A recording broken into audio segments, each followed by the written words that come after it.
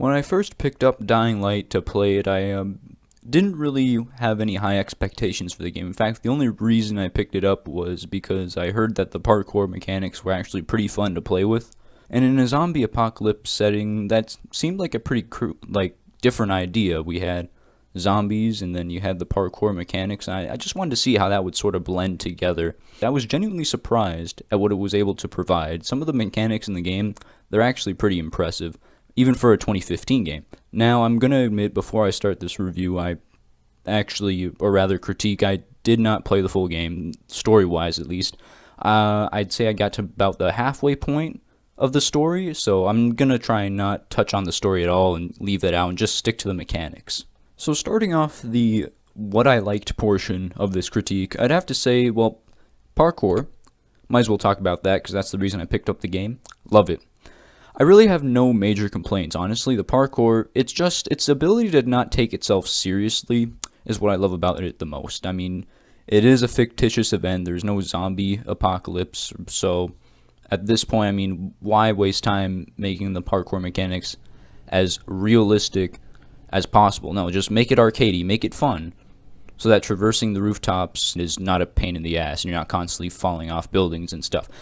I also love how they've worked in the combat, and I'll get to the combat in just a second, because I love that too, but the parkour and the combat coincide with each other. Like, they're really, really built well together, as in, let's just say you're free running from building to building. You want to drop kick a zombie. Well, you can do that pretty easily with the way the mechanics work. It's actually, I just love it. All around, no complaints, just love it. Combat was very interesting. The mechanics weren't the most polished, but they felt smooth. Like, every time you'd hit a zombie over the head, there's just this feeling of satisfaction. Like, the bonk right after you hit them, just, oh my goodness. The quality of the combat in this game can basically be attributed to two factors. First is going to be that the variety of moves your character can pull off. I mean, there's a skill tree of just straight up combat moves, and it's just insane, the variety. You've got a flying dropkick, you've got a slide that ends up, if you upgrade it enough, it can break someone's legs. You've got a vault attack where you can vault over your enemy and like slam them on the ground. It's just the amount of things you can do with not even a weapon, just melee with your hands. It's astonishing. The next factor in the combat is, I'd have to say, the weapon variety. Now, I can't speak much on the guns. I think I got a total of like one gun in the entire game. But the melee weapon variety is crazy in this game. Every single melee weapon has like a distinct look to it. For example, at one point, I had a bat with flames coming out of it. And it had a chance to set people on fire, but if you got a critical hit, there was a chance it just blew them up. There was no two weapons that to me looked exactly the same. Each weapon, the weapon variety in this game, that to me is probably one of the most wild parts of this game. How the weapon variety is just so vast, and each weapon has a distinct look. Rounding off the pros section of this critique, I'm just going to start off by listing my specs here. So I ran this game on an original Xbox One, so that's maximum 1080p 30 FPS, right? The game is optimized. The game is really optimized. I'm going to talk about first, real quick, the load times. When you're loading into buildings and stuff, in an open world game, especially on this old hardware that's kind of slow, you know, it's going to take a while. Well, usually it should. But this game, for some reason, has an amazingly quick load time. I don't think I spent more than 15 seconds in a loading screen, and I thought that was really impressive. Those load times, especially for the hardware I'm using, that shouldn't be allowed. That's insane optimization. And then finally, the atmosphere of the game. It's got a real spooky vibe at the nighttime. Daytime, it's fine. I feel like, in general, the reason the daytime is just not that immersive is because you can really see the roughness of the graphics, and this game's age shows. However, at nighttime, when you can't really see anything, the atmospheric effects really nail home the narrative. Holy Jesus, you're not supposed to be out here. You gotta get into shelter. And especially in the harder difficulties. I'd imagine, because in my difficulty I was playing normal, don't make fun of me. There was a mini-map, and I think the light, I got a really good UV flashlight early on in the game. In the harder difficulties, you don't get any of that. So you got the normal flashlight. You can only see like a little few feet in front of you. No mini map. And so you're forced to navigate this nighttime area, which, by the way, the zombies are boosted. New variants and tougher variants of zombies come out during the night. And so what really sells all that is the atmosphere. It's a spooky, you really don't want to be out here type of atmosphere. And I love it. I love it. Alright, now that we got the Weenie Hut Jr. stuff out of the way, we're moving on to the cons. Now, I'm going to be honest, literally everything about this game I loved, okay? I said it over and over again, I love this mechanic, love that mechanic. But there are just two things that bug me. One of them is the climbing mechanics in this game. And I know I already talked about the parkour and how it's amazing. Apparently, I love it so much I should marry it, but the climbing is like on a completely different spectrum. It's tedious, it's boring, and quite frankly, it completely strays away from the arcadey, fun narrative that was built with the parkour mechanics.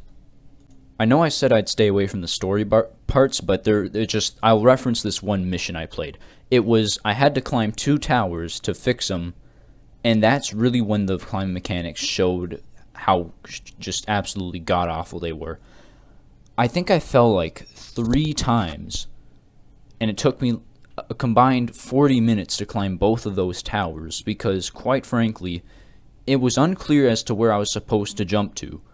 I was under the impression that if it could be climbed, it could be climbed, but no, apparently you have to grapple to a specific part of the tower, and the amount of times I fell down because of some misstep, like one misstep and you're done.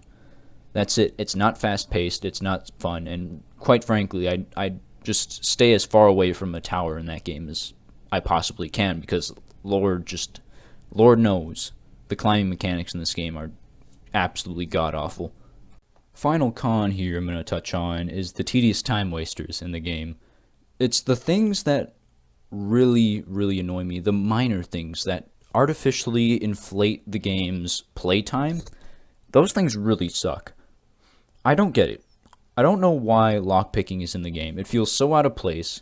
It's very counterintuitive to what the game is supposed to be. It's supposed to be a fast-paced parkour game where you're running. Your character is literally called a runner.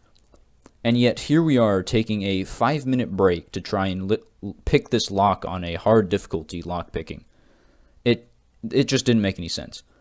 I'd be jumping from roof to roof, see a box, think, oh, resources, gotta get that, and then turns out it's a lockpicking minigame. It took away from the pace of the game.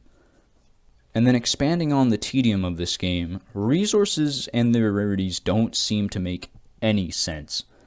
I was trying to find a single thing of alcohol so I could make a medkit. It's a common item, right? So it should be really easy to find. Just open a box and hopefully it's in there.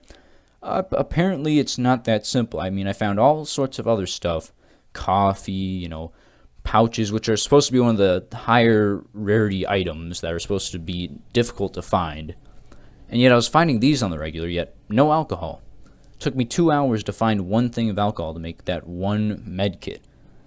So in conclusion, the game is overall pretty nice. The atmosphere effects are really good, especially when masking the roughness of the graphics. Combat in this game, solid. There's a bunch of mechanics there that are very smooth, and there's a variety of different moves you can use. There's also a lot of weapon variety, and the satisfaction you get from hitting people, it's just, again, amazing.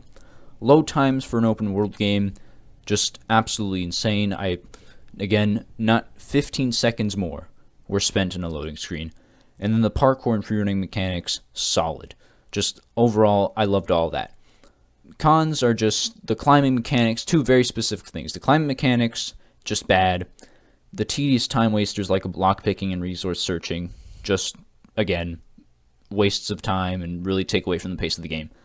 So in conclusion, I'd really say just take out the climbing mechanics, as in make it so that it's like the parkour, where I just have to grapple onto anything, really, and I can just climb the tower. And then take out the time wasters. Lockpicking, just take that out of the game completely. Resource searching, make it true to the rarity level, because from what I'm seeing, it's just not. So yeah, overall, solid game. Solid game.